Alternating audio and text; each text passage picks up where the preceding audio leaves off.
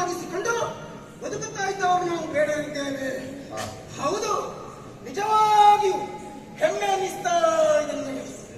ನಮ್ಮ ಜಾತಿಯವರ ಉದ್ಯೋಗ ಏನು ಕೇಳಿದ್ರೆ ಪ್ರತಿನಿತ್ಯ ಬೇಟೆಯಾಡುವುದು, ಆ ಬೇಟೆಯಿಂದ ಹೊಟ್ಟೆ ತುಂಬ ಊಟ ಮಾಡುವುದು, ಆಮೇಲೆ ಕಣ್ತುಂಬ ನಿದ್ರೆ ಮಾಡುವುದು.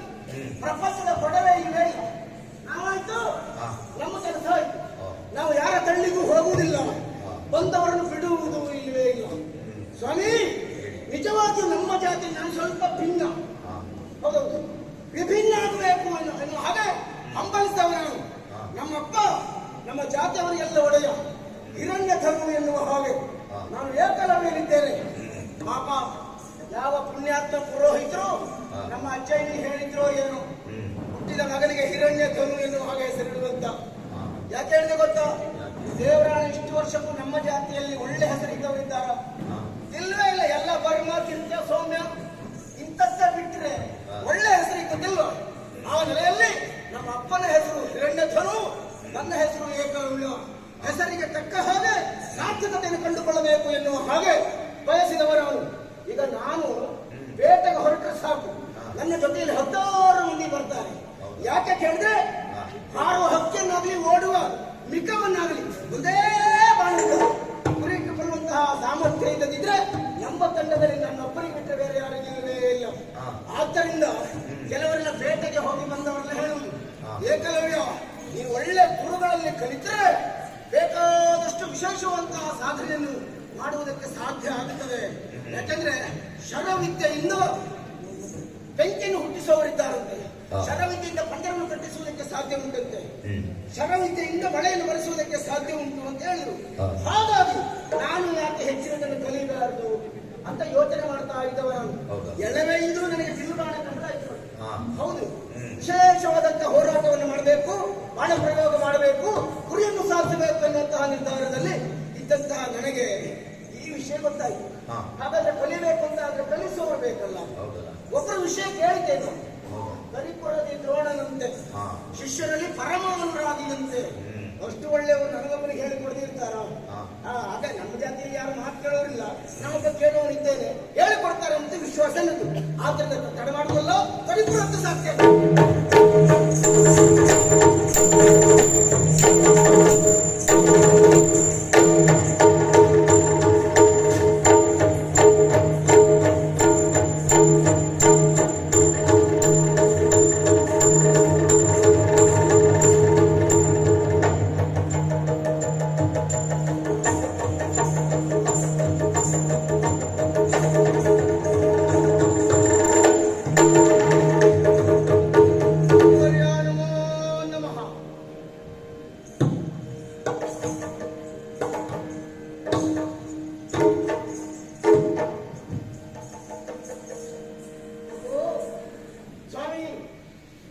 ವಂದಿಸುತ್ತಾ ಇದ್ದೆ, ದೂರ ಸರಿದು ನಿಂತಾ ಇದ್ದೆ. ನಿನ್ನ ವಿನಯ, ವಿಧೇಯತೆ, ಈ ಸಂಸ್ಕಾರ ಎಲ್ಲವನ್ನು ನೋಡುವಾಗ ನನ್ನ ಆತ್ಮಕ್ಕೆ ಅತ್ಯಂತ ಹತ್ತಿರದವನಾಗಿ ಎಂದು ಅನ್ನಿಸ್ತಾ ಇದೆ. ಸಂತೋಷ ಆಯಿತು ಮಗು. ಸ್ವಾಮಿ, ನನಗೆ ಚಿರಪರಿಚಿತ ನೀನಲ್ಲ, ನೀನು ಎಲ್ಲಿಯವ ಎನ್ನುವುದು ನನಗೆ ಗೊತ್ತಿಲ್ಲ. ನಿನ್ನ ಪೂರ್ವಾಪುರವನ್ನು ನಾನು ತಿಳಿದವನಲ್ಲ, ಹಾಗಾಗಿ ತಿಳಿದ್ದೇನೆ. ನಿನ್ನ ಹೆಸರನ್ನು, ನಿನ್ನ ಪೂರ್ವಾಪುರವನ್ನು ಎಲ್ಲವನ್ನು ಹೇಳ್ತೀಯ ಮಗು. ನಾನು ನಿಮ್ಮ ವಿಷಯವಾಗಿ ಕೇಳಿದ್ದೇನೆ ಗುರುಗಳೇ. ಹೌದಾ? ಪರಮ ಪೂಜ್ಯನೇ ಸುಪ್ರಸನ್ನ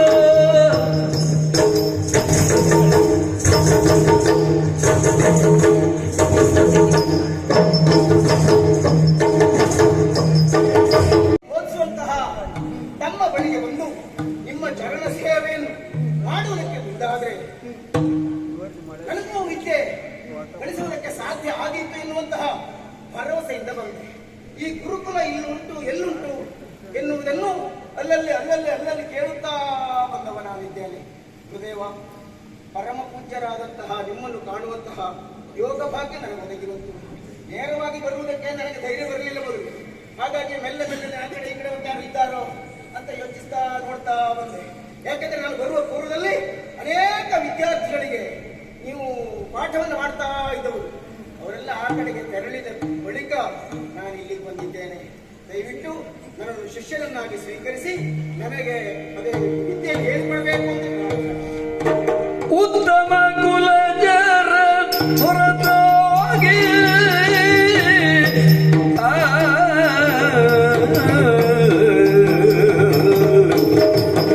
ಉತ್ತಮ ಕುಲಜರ ಹೊರತಾಗಿ ನಿಮಗೆಲ್ಲ ಮತ್ತೆ ಬೋಧಿಸೆನೆಂದಿಗೂ ನಿಮಗೆಲ್ಲ ಮತ್ತೆ ಬೋಧಿಸೆನೆಂದಿಗೂ ನಿಮಗೆಲ್ಲ ಮತ್ತೆ ಬೋಧಿಸೆನೆಂದಿಗೂ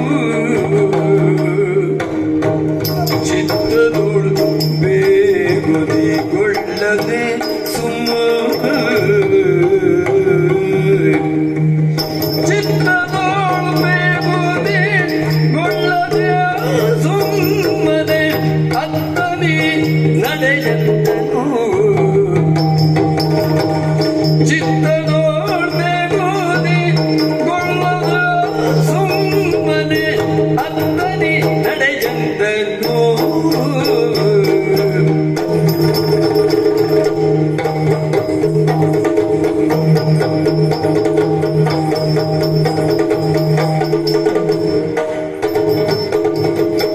ಚಿತ್ತದೊಳು ಬೇಗುದಿಗೊಳ್ಳದೆ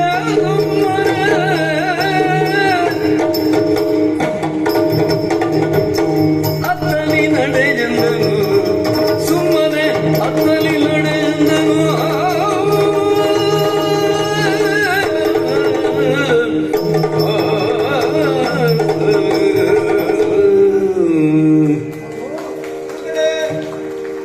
ನಿನ್ನ ಸೌಜನ್ಯ, ಆ, ನಿನ್ನ ಸಂಸ್ಕಾರ ಇದನ್ನು ನೋಡಿದಾಗ ಅತ್ಯಧಿಕ ಸಂತೋಷ ಪಟ್ಟಿರ. ಹಾಗಾಗಿ ಆ, ನಿನ್ನ ಪೂರ್ವಾಪರವನ್ನು ತಿಳಿಯುವುದಕ್ಕಾಗಿ ದೃಷ್ಟಿಸಿದ್ರೆ ಕಾಡ ಕೈರಾತನ ಮಗತಾನ ಹೌದು. ಏಕಲವ್ಯ ಎನ್ನುವುದು ನನ್ನ ಶುಭನಾಮಧೇಯ. ಆ, ಸವಿಸ್ತಾರವಾಗಿ ಹೇಳಿದ್ದೇನೆ. ಹ್ಮ್. ಎಲ್ಲವೂ ಸರಿ ಮಗು, ಯಾವುದನ್ನು ನೀನು ಮರೆಮಾಚಿಲ್ಲ. ಇಲ್ಲ ಗುರು. ಸುಸ್ಪಷ್ಟವಾಗಿ ನೇರವಾಗಿ ಪ್ರಾಮಾಣಿಕವಾಗಿ ತಿಳಿಸಿದ್ದೇನೆ. ಹ್ಮ್. ಆ ನೆಲೆಯಲ್ಲಿ ಆ, ನಿನ್ನನ್ನು ನಾನು ಅತ್ಯಂತ ಮೆಚ್ಚಿಕೊಳ್ತಾ ಇದ್ದೇನೆ. ಸಂತೋಷ ಹಾರ್ದಿಕವಾಗಿ ನಿನ್ನನ್ನು ನಾನು ನಂಬುತ್ತಾ ಇದ್ದೇನೆ. ಆಗ್ಲಿ ಗುರು. ಆದರೆ ಆಮೇಲೆ ಒಂದು ಮಾತನ್ನು ಹೇಳಿದೆ. ನಾನು ಇಲ್ಲಿ ಗುರುವಾಗಿ ಸೇರಿದ ವಿಚಾರ ಅದನ್ನು ತಿಳಿಸ್ತಾನು ಬಂದಿದ್ದೇನೆ. ಮಗು, ಗುರುಗಳೇ, ಶಿಷ್ಯರು ಗುರುವನ್ನು ಅರಸಿಕೊಂಡು ಹೋಗುವ ವಿಧಾನ ಬೇರೆ, ಆ, ಗುರುವೇ ಶಿಷ್ಯರನ್ನು ಅರಸಿಕೊಂಡು ಬರುವ ವಿಧಾನ ಬೇರೆ. ಹ್ಮ್. ನಾನು ಆ, ಶಿಷ್ಯರನ್ನು ಅರಸಿಕೊಂಡು ಒಂದು ಕಾಲದಲ್ಲಿ ಹಸ್ತಿನಾವತಿಗೆ ಬಂದವರು. ಆ, ನೀನು ಹೇಳಿದ ಎಲ್ಲ ಕಥೆಗೂ ಹೌದು. ಹ್ಮ್. ಆಟವಾಡುತ್ತಿರುವಂತಹ ಸಂದರ್ಭದಲ್ಲಿ ಹ್ಮ್. ಕೈಯ ಚೆಂಡು ಜಾರಿ ಬಾವಿಗೆ ಬಿದ್ದಾಗ ಆ, ಎತ್ತುವುದಕ್ಕಾಗದೆ ಮಕ್ಕಳೆಲ್ಲ ಆ, ಪರಿತಪಿಸುತ್ತಿರುವ ಕಾಲಕ್ಕೆ ನಾನು ಬಂದೆ. ನೋಡಿದೆ, ಆ, ನನಗದೆಲ್ಲ ಒಂದು ಕಷ್ಟದ ವಿಷಯವೇ ಅಲ್ಲ. ಆ, ಅಲ್ಲಿಯೇ ಬಿದ್ದಿರುವಂತಹ ಒಂದು ಹುಲ್ಲು ಕಡ್ಡಿಯನ್ನು ಎತ್ತಿಕೊಂಡು ಹ್ಮ್. ಅದಕ್ಕೆ ಅಸ್ತ್ರ ಮಂತ್ರವನ್ನು ಆವಾಹಿಸಿ ಹ್ಮ್. ಬಿಟ್ಟೆ. ಆ, ಆವಾಗ ಆ, ಕಟ್ಟನೆ ಮೇಲೆ ಬಂದು ಹೇಳಿದ್ದು ಸರಿ ಅಂತ. ಹೌದೌದು. ಇದನ್ನು ನೋಡಿ ಅವರಿಂದ ನಾನು ಹೋದ ಕ್ಷತ್ರಿಯೋಚಿತರು, ಆ, ವೀರ ವಿಕ್ರಮಿಗಳು, ಸರಿ. ಅವರು ಆ. ಭೀಷ್ಮಾಚಾರ್ಯರಿಗೆ ನನ್ನನ್ನು ಕರೆದುಕೊಂಡು ಹೋಗಿ ಪರೀಕ್ಷೆ ಮಾಡಿಸಿದರು. ಆ, ಆವಾಗ ಭೀಷ್ಮಾಚಾರ್ಯರು ಹ್ಮ್. ನಮ್ಮ ಮಕ್ಕಳಿಗೆ ಇಂತಹ ಗುರುಗಳೇ ಬೇಕು ಅಂತ ನನ್ನನ್ನು ಮನೆಯಲ್ಲಿಯೇ ಇರಿಸಿಕೊಂಡು ನನ್ನ ಸಂಸಾರಕ್ಕೆ ಕುಟುಂಬಕ್ಕೆ ಎಲ್ಲ ವ್ಯವಸ್ಥೆಯನ್ನು ಮಾಡಿ ಗುರುವಾಗಿ ನಿಯುಕ್ತಗೊಳಿಸಿದರು. ಪಾಂಡವರು ಕೌರವರು ಅಂತ ನೀನು ಕೇಳಿರಬಹುದು. ಹೌದು ಗುರುಗಳೇ. ಎಲ್ಲರೂ ಒಟ್ಟಾಗಿ ನನ್ನಲ್ಲಿ ಶಿಷ್ಯವೃತ್ತಿಯನ್ನು ಸ್ವೀಕರಿಸಿ ಕಲಿತಾ ಇದ್ದಾರೆ. ಆ, ಅವರು ಕ್ಷತ್ರಿಯರು, ಆ, ಉತ್ತಮ ಜಾತಿಯವರು. ನೀನು ಹೇಳಿದ ಹಾಗೆ ನೀನು ಆ, ಚಾತುರ್ವರ್ಣದಲ್ಲಿ ಕೊನೆಯ ವರ್ಗಕ್ಕೆ ಸೇರಬೇಕಾದವರು ಆ, ಹೌದು. ಅಲ್ವಾ ಮಗು? ಆ, ಈಗ ನಾನು ಆ, ಕ್ಷಾತ್ರಿಯೋಚಿತವಾದಂತಹ ವಿದ್ಯೆಯನ್ನು ಆರ್ಜಿಸಿದವನಾದ್ರಿಂದ ಭೀಷ್ಮಾಚಾರ್ಯರಿಂದ ನಿಯುಕ್ತಗೊಳಿಸಲ್ಪಟ್ಟು ಆಚಾರ್ಯನಾಗಿ ಆ, ಕ್ಷತ್ರಿಯ ಮಕ್ಕಳಿಗೆ ಧನುರ್ವಿದ್ಯೆಯನ್ನು ಹೇಳಿಕೊಡುತ್ತಿರುವ ಈ ಕಾಲಕ್ಕೆ ನೀನು ಬಂದು ಕೇಳಿದರೆ ಆ. ನಾಳೆ ನನ್ನನ್ನು ಹೇಳುವುದು ಕೇಳುವುದು ಇನ್ನೋಬಹುದು. ಏನು ಗುರುಗಳೇ? ನಾವು ಕ್ಷತ್ರಿಯರು, ಆ, ಕ್ಷತ್ರಿಯರಿಗೆ ಆ ಅಭಿಮಾನ ಹೆಚ್ಚು. ನಮ್ಮ ಮಕ್ಕಳಿಗೆ ಹೇಳಿಕೊಡುವುದಕ್ಕೆ ಇಂತಿಷ್ಟು ಅಂತ ನಾವು ಕೊಡ್ತೇವೆ. ಅದನ್ನು ಸ್ವೀಕರಿಸಿದ ಮೇಲೆ ಆ, ನಮ್ಮ ಅಪ್ಪಣೆ ಇಲ್ಲದೆ ಬೇರೆ ಮಕ್ಕಳಿಗೆ ನೀವು ಹೇಳಿಕೊಡುವುದಕ್ಕಾಗ್ತದ? ಒಮ್ಮೊಮ್ಮೆ ನೀವು ಹೇಳಿಕೊಟ್ಟು ಇಟ್ಕೊಳ್ಳಿ. ಆ, ಅವ ಕ್ಷತ್ರಿಯನ ನಮ್ಮ ವರ್ಗಕ್ಕೆ ಸೇರಬೇಕಾದವನು, ಆ, ನಮಗಿಂತಲೂ ಹೀನ ಅಲ್ವೋ ಆ, ಅಂತ ಕೇಳಿದೆ. ನಾನು ಹೇಗೆ ಉತ್ತರ ಕೊಡುವುದಕ್ಕಾಗ್ತದೆ ಇರಲಿಲ್ಲ. ಆದ್ದರಿಂದ ಈ ವಿದ್ಯೆಯನ್ನು ಉತ್ತಮ ಜಾತಿಯವರಾಗಿರುವಂತಹ ಕ್ಷತ್ರಿಯರಿಗೆ ಹೇಳಿಕೊಡುವುದಕ್ಕಾಗಿ ಇರುವಂತಹ ವಿದ್ಯೆ, ಅದನ್ನು ನಾನು ನಿನಗೆ ಹೇಳಿಕೊಳ್ಳಾದೆ. ಒಂದು ವಿಷಯ ಹೇಳಿ ಗುರುಗಳೇ. ಮರುತಾಗ್ನಿ ಜಲ ಭೂಮಿ ಬಿಸಿಲು ಮಳೆ ಹುಟ್ಟಡಿವೋ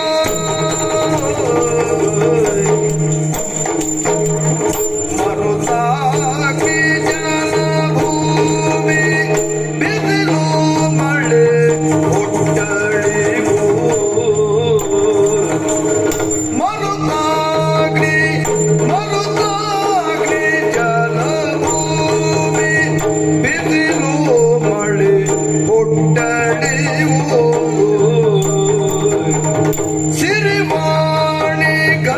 ಸಿರಿವಾಣಿಗಳಿಗೆಲ್ಲಿ ಬೇದಾಗ ಸಿರಿವಾಣಿಗಳಿಗೆಲ್ಲಿ ಭೇದ ಮರುತಾಗ್ನಿ ಜಲಭೂಮಿ ಬಿಸಿಲು ಮಳೆ ಹುಟ್ಟಳಿವು ಸಿರಿವಾಣಿಗಳಿಗೆಲ್ಲಿ ಭೇದ ಸಿರಿವಾಣಿಗಳಿಗೆಲ್ಲಿ ಭೇದ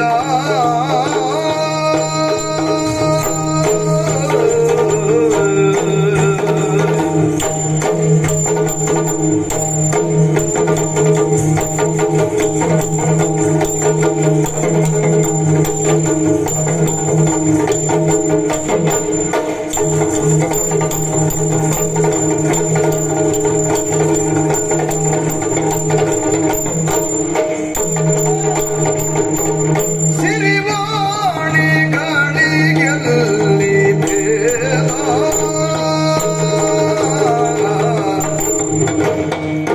ಹರಿಯು ಪಂಕಜನಿಂದ ಪೂಜೆಯನು ಗೊಂಬಂತೆ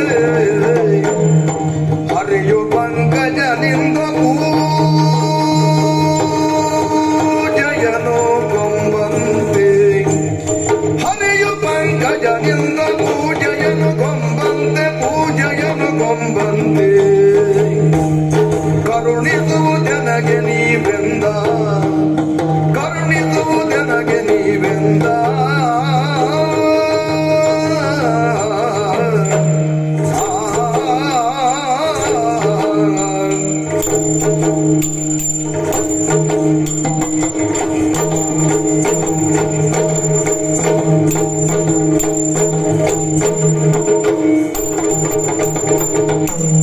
ಹರಿಯು ಪಂಕಜನಿಂದ ಪೂಜೆಯನು ಗೊಂಬಂತೆ ಕರುಣಿಸುವುದೆನಗೆ ನೀವೆಂದ ಕರುಣಿಸುವುದೆನಗೆ ನೀವೆಂದ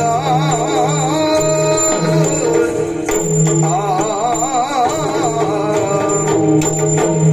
ಗುರುದೇವ, ನಿಮಗೆ ಹೇಳುವಷ್ಟು ದೊಡ್ಡವನೇನೂ ಅಲ್ಲ. ಆದ್ರೆ ನಮ್ಮ ಹಳ್ಳಿಯ ಬಂದಂತಹ ಬ್ರಾಹ್ಮಣೋತ್ತಮರು, ಹಿರಿಯರು ಅಂದ್ರೆ ತಿಳಿದವರು ಆದಂತಹ ಮಾತು ನಾನು ಯಾವ ಕಾಲಕ್ಕೂ ಮರೆಯುವ ಹಾಗಿಲ್ಲ. ಹೌದು, ಬ್ರಾಹ್ಮಣ ಅಥವಾ ಕ್ಷತ್ರಿಯರು ಕಲಿಯಬೇಕಾದಂತಹ ವಿದ್ಯೆಯನ್ನು ಶೂದ್ರನಾದವನು ಕಲಿಯುವುದು ಸೂಕ್ತ ಅಲ್ಲ ಎನ್ನುವ ಹಾಗೆ ತಾವು ಹೇಳಬಹುದು. ಗುರುಗಳೇ, ನಾವು ಗೊತ್ತಿಲ್ಲ ಅಂತಲ್ಲ, ವಿದ್ಯೆಗೆ ಜಾತಿ ಉಂಟೇ? ವಿದ್ಯೆಗೆ ಜಾತಿ ಅನ್ನೋದಿಲ್ವೇ? ಅವರು ಆಡಿದರು, ನಡೆಯುವುದೊಂದೇ ಭೂಮಿ, ಕುಡಿಯುವುದೊಂದೇ ನೀರು, ಸುಡುವ ಅಗ್ನಿ ಒಂದೇ ಇರ್ತದೆ ಎನ್ನುವ ಹಾಗೆ ಒಂದೇ ಗಗನವನ್ನು ಕಾಣುತ್ತೇವೆ, ಒಂದೇ ನೆಲವನ್ನು ತುಳಿಯುತ್ತೇವೆ, ಒಂದೇ ಧಾನ್ಯ ಉಳುತ್ತೇವೆ, ಹೌದಾ? ಒಂದೇ ನೀರನ್ನು ಕುಡಿಯುತ್ತೇವೆ. ಹಾಗಿರುವಾಗ ನಾವು ನೀರು ಕುಡಿಯುವುದಕ್ಕೆ ಮುಂದಾದಾಗ ಆ ನೀರು ಶುದ್ಧ ನಿತ್ತಿ ಅದನ್ನು ಕುಡಿಯಬಾರದು ಅಂತ ಆಕ್ಷೇಪ ಮಾಡುತ್ತದೆ. ಆಮೇಲೆ ಬಿಸಿಲು, ಮಳೆ, ಗಾಳಿಯು ಹಾಗೆ ಹೌದು. ಬಿಸಿಲು ಕೇವಲ ಉಚ್ಚ ಜಾತಿಯ ಮನೆ ಅಂಗಳದಲ್ಲಿ ಮಾತ್ರ ಬೀಳುವುದಲ್ವಲ್ಲ, ನೀಚ ಜಾತಿಯ ಮನೆ ಅಂಗಳದಲ್ಲಿ ಬೀಳುತ್ತದೆ. ಸೂರ್ಯ ರಶ್ಮಿಯು ತೋಟದಲ್ಲಿ ಬೀಳುತ್ತದೆ, ಮತ್ತೊಬ್ಬರ ಗದ್ದೆಯಲ್ಲಿಯೂ ಬೀಳುತ್ತದೆ, ಕೊಚ್ಚೆಯಲ್ಲಿಯೂ ಬೀಳುತ್ತದೆ. ಹಾಗಂತ ಅದರ ಪಾವಿತ್ರ್ಯಕ್ಕೆ ಯಾವುದೇ ಕಾರಣಕ್ಕೂ ಕೆಡುಕು ಎನ್ನುವುದು ಬರುವುದಕ್ಕೆ ಸಾಧ್ಯವೇ ಇಲ್ಲ. ಗಾಳಿಗೆ ತರತಮ ಎನ್ನುವುದು ಇರುವುದಕ್ಕೆ ಸಾಧ್ಯ ಇಲ್ಲ. ಎಲ್ಲರೂ ಉಸಿರಾಡುತ್ತೇವೆ, ಹೌದು ತಾನೆ? ಹಾಗಂತ ಬ್ರಾಹ್ಮಣ ಮಾತ್ರ ಉಸಿರಾಡಬೇಕು, ಕ್ಷತ್ರಿಯರು ಉಸಿರಾಡಬೇಕು, ಶೂದ್ರನು ಉಸಿರಾಡಬಾರದು ಎನ್ನುವ ಹಾಗೆ ವಾಯು ಯಾವ ಕಾಲಕ್ಕೂ ಭೇದವನ್ನು ತೋರುವುದಿಲ್ಲ. ಅಗ್ನಿಯು ಹಾಗೆ ಈ ಪ್ರಪಂಚದ ಎಲ್ಲವನ್ನು ಸುಡುತ್ತದಂತೆ. ಬ್ರಾಹ್ಮಣನನ್ನು ಸುಡುತ್ತದೆ, ಶೂದ್ರನನ್ನು ಸುಡುತ್ತದೆ. ಅಗ್ನಿಗೆ ಭೇದ ಇಲ್ಲ, ಸುರಿಯುವ ಮಳೆಗೆ ಭೇದ ಇಲ್ಲ. ಹಾಗಿರುವಾಗ ಶೂದ್ರನಾದ ಕಾರಣಕ್ಕೆ ಧನುವಿದ್ಯೆಯನ್ನು ಕಲಿಯಬಾರದು ಎನ್ನುವ ಹಾಗೆ ಹೇಳಿದ್ರೆ ಎಷ್ಟು ಸರಿಯಾಗುತ್ತದೆ? ನಿಮಗೆ ಗೊತ್ತಿರಬಹುದು ಗುರುಗಳೇ, ಕಮಲವು ಕೆಸರಲ್ಲಿ ಹುಟ್ಟುವುದಲ್ಲವೇ? ಆ ಕೆಸರಿನಲ್ಲಿ ಹುಟ್ಟಿದ್ರು ಕೂಡ ಅದು ಶ್ರೀಮನ್ನಾರಾಯಣನಿಗೆ ಸಮರ್ಪಿತವಾಗುತ್ತದೆ. ಹೌದು, ಮಾದಿಗನ ಮನೆಯ ಆಕಳ ಹಾಲು ಮಾಧವನಿಗೆ ಅಭಿಷೇಕವಾಗುತ್ತದೆ. ಶೂದ್ರ ಮನೆಯ ಸಂಪಿಗೆ ಹೂವು ಶಂಕರನ ಶಿರವನ್ನು ಏರುತ್ತದಂತೆ. ಹೊಲೆ ನೆಟ್ಟು ಬೆಳೆಸಿದ ಮಾವಿನ ಮರದ ಹಣ್ಣನ್ನು ಬ್ರಾಹ್ಮಣನಾದವನು ತಿರುತ್ತಾವಂತೆ. ಪ್ರಕೃತಿಯಲ್ಲಿ ಭಿನ್ನ ಭೇದ ಎನ್ನುವುದು ಇರುವುದಿಲ್ಲ. ಬ್ರಾಹ್ಮಣನ ಮನೆಯ ಆಶಂಚ ಹೋಗಬೇಕು ಅಂತಾದ್ರೆ ಶೂದ್ರನ ಮನೆಯ ಪಂಚಗವ್ಯ ಅದು ಆಗ್ತದೆ. ಹೌದಾ? ಅದೆಲ್ಲ ತಿಳಿದಂತಹ ನೀವು ಇವತ್ತು ಶೂದ್ರನಾಗಿ ಬಂದಂತಹ ನಾನು ಬೇರೆ ಏನು ಕೇಳಿದ್ದಿಲ್ಲ. ಕೇವಲ ವಿದ್ಯಾದಾನ ಮಾಡಿದ್ರೆ ನನ್ನನ್ನು ಶಿಷ್ಯನನ್ನಾಗಿ ಸ್ವೀಕರಿಸಿ ಅಂತ ಹೇಳಿದ್ರೆ ಈಗೆಲ್ಲ ಹೇಳುವುದು ಎಷ್ಟು ಸೂಕ್ತವಾಗ್ತದೆ ಗುರುಗಳೇ. ಭಾವಿಸಬಾರ್ದು. ತಪ್ಪು ಹೇಳಿದ್ರೆ ತಿದ್ದಬೇಕು ನೀವು ಅಷ್ಟೇ. ಬಹಳ ನಯವಾಗಿ ನಿನ್ನೊಬ್ಬನ ಮಾತಲ್ಲ ಇದು, ಅನೇಕರ ಮುಖವಾಣಿಯಾಗಿ ನೀನು ಮಾತಾಡ್ತಾ ಇದ್ದೆ. ಪ್ರಕೃತಿಯಲ್ಲಿ ಭಿನ್ನ ಭೇದ ಇಲ್ಲ, ಮನುಷ್ಯರಲ್ಲಿ ಯಾಕೆ ಇದೆ ಗುರುಗಳೇ? ನಾನು ಉತ್ತರ ಕೊಡ್ಲೇಬೇಕು ಗುರುವಾಗಿ. ಅದು ಕರ್ಮ ಫಲದಿ ಬುದ್ಧಿ ಸಂಗೀತವು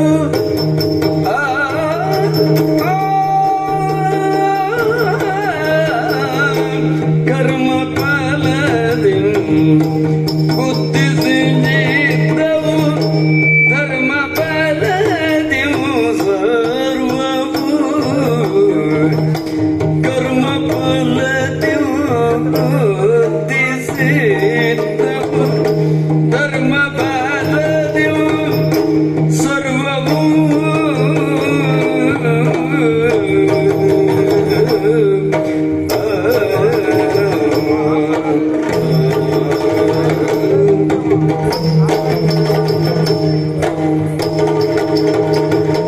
ಜನ್ಮ ನಿರ್ಣಾಯಕವು ವಿದ್ಯೆಗ ಜನ್ಮ ನಿರ್ಣಾಯಕವು ವಿದ್ಯೆಗೆ ಸಮ್ಮತವು ಇದು ಶಾಸ್ತ್ರವು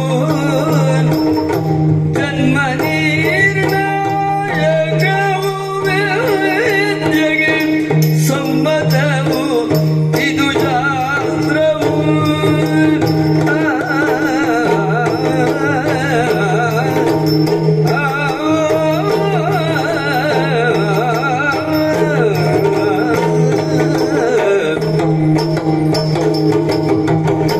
ಜನ್ಮ ನಿರ್ಣಾಯಕವು ವಿದ್ಯೆಗೆ ಸಮ್ಮತವು ಇದು ಶಾಸ್ತ್ರವು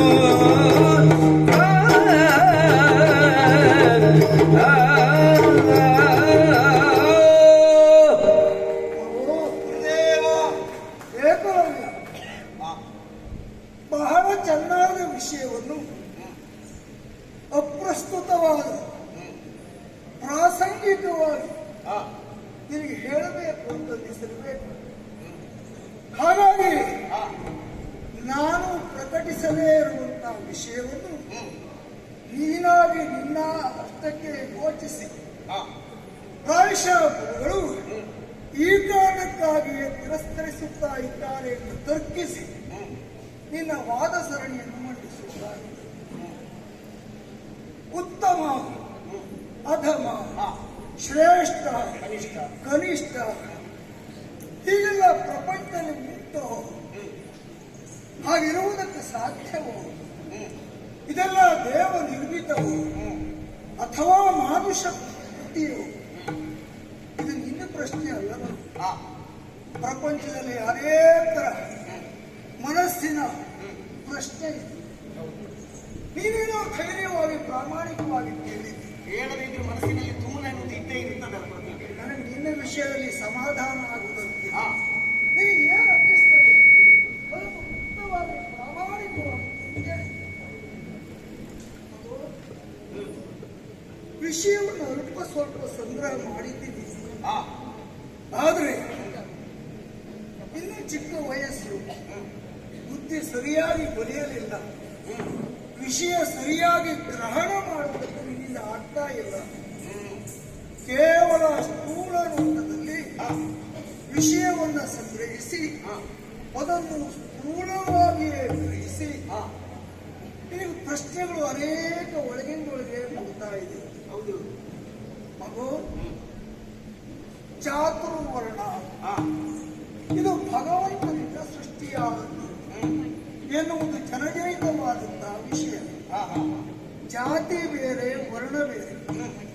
ಚಾತುರ್ವರ್ಣ ಬ್ರಹ್ಮ, ಕ್ಷತ್ರಿಯ, ವೈಶ್ಯ, ಶೂದ್ರ. ಏನು ಚಾತುರ್ವರ್ಣ? ಏನು ಇದರ ಅವಶ್ಯಕತೆ ಏನು? ಇದು ಸಾರ್ವಕಾಲಿಕವೋ ತಾತ್ಕಾಲಿಕ? ಯೋಚನೆ ಮಾಡಿದ್ರೆ ಅರ್ಥವಾಗುತ್ತದೆ. ಸಾರ್ವ ದೇಶಿಕ, ಸಾರ್ವಕಾಲಿಕ ಚಾತುರ್ವರ್ಣದ ವ್ಯವಸ್ಥೆ ಬೇಕೇ ಬೇಕು. ಅದು ಇಲ್ಲದೆ ಬದುಕುವುದಕ್ಕೆ ಯಾರಿಗೂ ಆಗುವುದಿಲ್ಲ. ಅದು ಗೊತ್ತಿರಲಿ ಗೊತ್ತಿಲ್ಲದೆ ಇರಲಿ, ನಮಗೆ ಗೊತ್ತಿಲ್ಲದೆ ನಾವು ಅದನ್ನು ಅನುಸರಿಸಿಕೊಂಡು ಹೋಗ್ತಾ ಇರ್ತೇವೆ. ಅವು ಬ್ರಾಹ್ಮ್ಯ ಅಜ್ಞಾನದ ವಿರುದ್ಧ ಹೋರಾಡುವುದೇ ಬ್ರಾಹ್ಮ್ಯ. ಕ್ಷತ್ರಿಯ ಅನ್ಯಾಯದ ವಿರುದ್ಧ ಹೋರಾಡುವುದೇ ಕ್ಷತ್ರಿಯ. ವೈಶ್ಯ ಅಭಾವದ ವಿರುದ್ಧ ಹೋರಾಡುವುದೇ ವೈಶ್ಯ. ಶೂದ್ರ ಆಲಸ್ಯದ ವಿರುದ್ಧ ಹೋರಾಡುವುದೇ ಶೂದ್ರ. ಯಾವ ಕಾಲದಲ್ಲಿ ಆಗಲಿ, ಯಾವ ದೇಶಕ್ಕಾಗಲಿ ಇದು ನಾನು ಬೇಡ ಅಂತ ಅನ್ಯಾಯದ ವಿರುದ್ಧ ಹೋರಾಡುವುದು ಕ್ಷತ್ರಿಯ. ಎಲ್ಲ ಕಾಲದಲ್ಲಿಯೂ ಅನ್ಯಾಯ ಘಟಿಸುತ್ತದೆ. ಅದರ ವಿರುದ್ಧ ಹೋರಾಟಕ್ಕೆ ಒಂದು ವರ್ಗ ಬೇಕೇ ಬೇಕಾಗುತ್ತದೆ.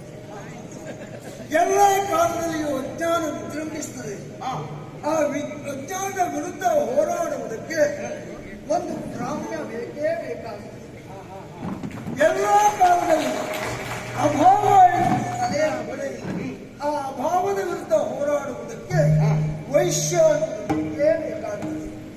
ಎಲ್ಲ ಕಾಲದಲ್ಲಿಯೂ ಎಲ್ಲ ದೇಶದಲ್ಲಿಯೂ ಆಲಸ್ಯ ಅನ್ನೋದು ಬರುತ್ತದೆ. ಆ ಆಲಸ್ಯವನ್ನು ಹೊಡೆದೋಡಿಸುವುದಕ್ಕೆ ಬೇಕಾಗಿ ಶೂದ್ರ ಬೇಕೇ ಬೇಕಾಗುತ್ತದೆ. ಧನ್ಯನಾದ. ನಿಜವಾಗಿ ನನಗೆ ಏನು ಗೊತ್ತಿಲ್ಲವಾಗಿತ್ತು ಈ ವಿಷಯವಾಗಿ. ನಾನು ಇಲ್ಲಿಗೆ ಬಂದದ್ದು ಒಳಿತಾಯಿತು ಅಂತ ಈಗ ಅರ್ಥ ಆಗುತ್ತಾ ಇದೆ. ಈಗ ಇಲ್ಲಿಗೆ ಬಂದಾಗಲೇ ನಾ ಇಷ್ಟು ತಿಳ್ಕೊಂಡಿದ್ದೇನೆ. ನೀವೇ ನನ್ನ ಗುರುಗಳಾದ್ರೆ ನಾ ಎಷ್ಟು ತಿಳ್ಕೊಳ್ಳಿಕ್ಕಿಲ್ಲ ಗುರುಗಳೇ. ನಾನು ಹೇಳಿ ಮುಗಿದ್ರೊಳಗೆ ಧನ್ಯನಾದೆ ಧನ್ಯನಾದೆ ಅಂತ ಹೇಳಿದ್ರೆ ಏನರ್ಥ? ಮತ್ತೆ ನೀವು ಮುಂದೆ ಹೇಳೋದು ಬೇಡ ಅಂತ ಆಗುದು.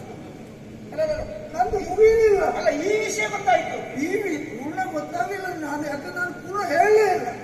ಇಲ್ಲಿ ಪೂರ್ಣ ಗೊತ್ತಾಗುವುದಾಗಲಿ. ಪೂರ್ಣ ನನಗೆ ಅರ್ಥ ಆಗ್ತದೆ. ಯಾವಾಗಲೂ ಏನೂ ಇಲ್ಲದ, ಒಂದು ಅಕ್ಷರವೂ ಬರೆಯದ ಇಳೆ ಹಾಳೆಯ ಮೇಲೆ ಬರೆಯುವುದಕ್ಕಾಗ್ತದೆ.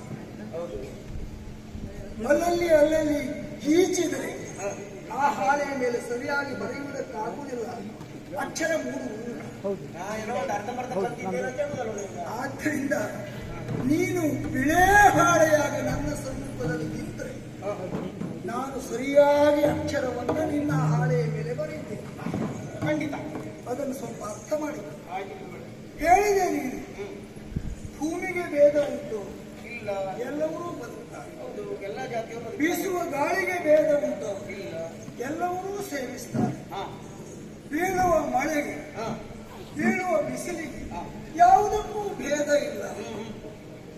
ಮಗು, ಮಗಳೇ, ಅಭೇದ ಮತ್ತು ಭೇದ ಎಂದು ಪ್ರಪಂಚದಲ್ಲಿ ಬೇಕೇ ಬೇಕು. ಯಾಕೆ ಗೊತ್ತಾ? ಹಾ ಯಾವುದು ಅಭೇದ, ಯಾವುದು ಭೇದದಿಂದ ಕೂಡಿರಬೇಕು. ಇದೆಲ್ಲವುದಕ್ಕೂ ಈ ಪಂಚಭೂತಗಳು ಏನು ಉಂಟು, ಇದಕ್ಕೆ ಭೇದ ಇರಕೂಡದು.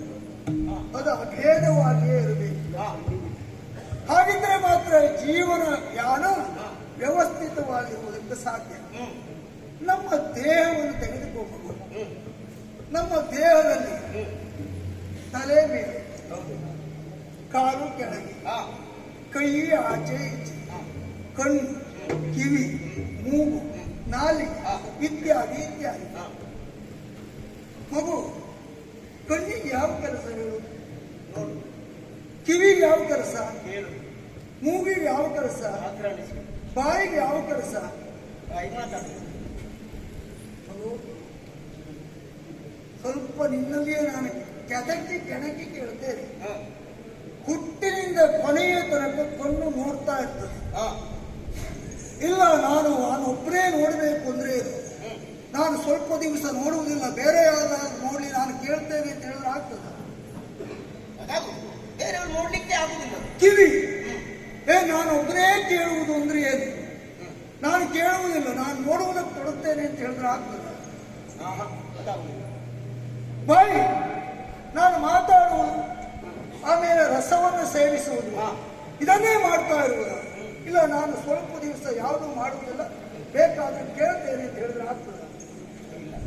ಕಾಲು ನಡೆಯುತ್ತಾ ಇರ್ತದೆ. ಇಲ್ಲ, ನಾನು ಕೆಳಗೆ, ಹಾಗೂ ನನ್ನನ್ನು ಕನಿಷ್ಠ ಅಂತ ಮಾಡಿದ್ದಾರೆ, ನಾನು ಇನ್ನು ನಡೆಯುವುದಿಲ್ಲ, ಹಾ ನಾನು ಮೇಲೆ ಇರ್ತೇನೆ ಅಂತ ಹೇಳಿದ್ರೆ ಏನಾಗ್ತದೆ ಹೇಳಿ? ತಲೆ ಕೆಳಗಾಗ್ತದೆ. ತಲೆ ಕೆಳಗಡೆ, ತಲೆ ಕೆಳಗಾದ್ರೆ ಮೇಲಿದ್ದ ಕಾಲಿಗೂ ನಡೆಯುವುದಕ್ಕಾಗುವುದಿಲ್ಲ, ತಲೆಗೂ ಬೆಲೆ ಇಲ್ಲ. ಕೆಳಗಿದ್ದ ತಲೆಗೂ ನಿಂತಿರ್ತದೆ. ಹಾಗಾಗಿ ಇದು ಏನು? ಹಾ ಇದೊಂದು ದೇಹದ ವ್ಯವಸ್ಥೆಯೇ ಬಿಟ್ಟರೆ ಭೇದ ಭಾವ ಅಲ್ಲ. ಹಾ ಹಾ ಕಣ್ಣು ನೋಡಲೇಬೇಕು, ಕಿವಿ ಕೇಳಲೇಬೇಕು, ಮೂಗು ಮೂಸಲೇಬೇಕು, ಹಾ. ಬಾಯಿ ಮಾತಾಡಲೇಬೇಕು, ಹಾ ಹಾ ಕೊನೆಯವರೆಗೂ ಹೀಗೆ ಇರಬೇಕು. ಹಾ. ಇದು ಯಾರು ಹೆಚ್ಚು ಯಾರು ಕನಿಷ್ಠ ಅಂತ ಇಲ್ಲವೇ ಇಲ್ಲ, ತಾರತಮ್ಯ ಇಲ್ಲ. ಹಾ. ದೇಹಕ್ಕೆ ಹೇಗೆ ಇದೊಂದು ವ್ಯವಸ್ಥೆಯೋ, ದೇಶಕ್ಕೆ ಚಾತುರ್ವರ್ಣ ಅನ್ನುವ ಒಂದು ವ್ಯವಸ್ಥೆ, ಅದು ಬೇಕೇ ಬೇಕು. ಹಾ. ಇಲ್ಲಿ ಹೆಚ್ಚು ಕಡಿಮೆ ಇಲ್ಲ.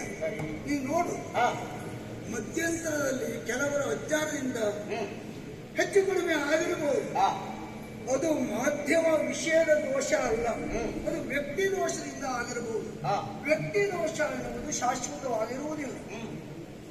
ತಲೆ ಶ್ರೇಷ್ಠ ಅಂತ ಭಾವಿಸೋಣವೇ, ಹಾಗೆ ಭಾವಿಸಬಾರದು ಎಂಬ ಕಾರಣಕ್ಕಾಗಿ, ಹಾ ಕಾಲು ಕನಿಷ್ಠ ಎಂದು ತಿಳಿಯಬಾರದು ಎಂಬ ಕಾರಣಕ್ಕಾಗಿ ಮೇಲಿದ್ದ ತಲೆ ಬಗ್ಗಿ ಬಗ್ಗಿ ತಗ್ಗಿ ತಗ್ಗಿ ಕೆಳಗಿದ್ದ ಕಾಲಿಗೆ ತಗಬೇಕು. ಹಾ ಹಾ ನೋಡು, ಇಂದು ಹೇಗುಂಟು ರೂಪಕ ಅಂತ. ಹೌದು. ತಲೆ ಶ್ರೇಷ್ಠ ಅಂತ ಭಾವಿಸುವ ಹಾಗಿಲ್ಲ. ಯಾಕಂದ್ರೆ ಕಾಲು ಕನಿಷ್ಠ ಅಂತ ಭಾವಿಸಿದ್ರೆ ಶ್ರೇಷ್ಠವಾದ ತಲೆ ಅಂತ ಅನಿಸುವುದಾಗಿ, ಹಾ ತಲೆಯೂ ಕಾಲಿಗೆ ಬಿಡ್ಬೇಕು. ಆದ್ರಿಂದ ಕಾಲು ಶ್ರೇಷ್ಠ. ಹಾ ಆವಾಗ ಕಾಲು ತಾನೇ ಶ್ರೇಷ್ಠ ಅಂತ ಬೀಗುವ ಹಾಗಿಲ್ಲ. ಯಾವ ಕಾಲದಲ್ಲಿ ಬಾಗಿದ ತಲೆಗೆ ಒಪ್ಪಿ ತಪ್ಪಿಯು ಕಾಲನ್ನು ತಾಗಿಸುವ ಹಾಗಿಲ್ಲ.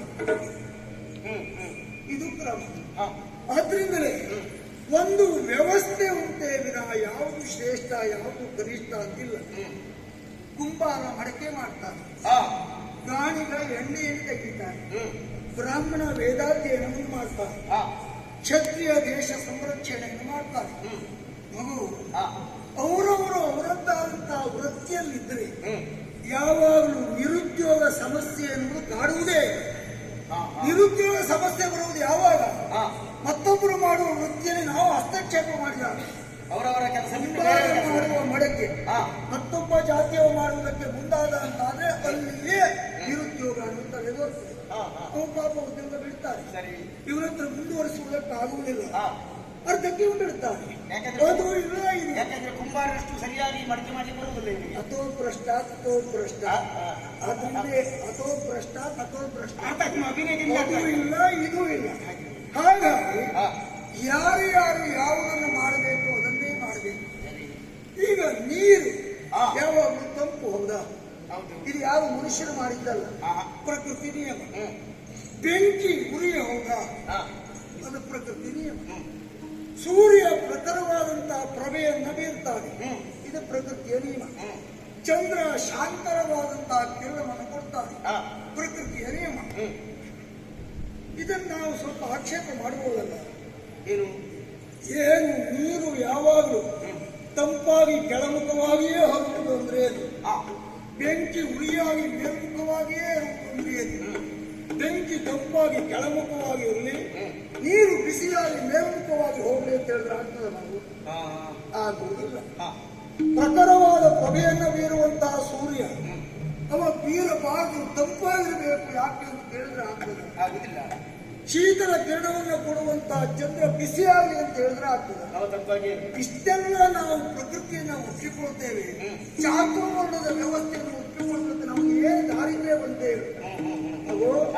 ಆದ್ರಿಂದ ಇನ್ನು ಜಾತಿ ಕನಿಷ್ಠ ಎಂಬ ಕಾರಣಕ್ಕಾಗಿ ನಾನು ತಿರಸ್ಕಾರ ಮಾಡ್ತಾ ಇರುವುದಲ್ಲ.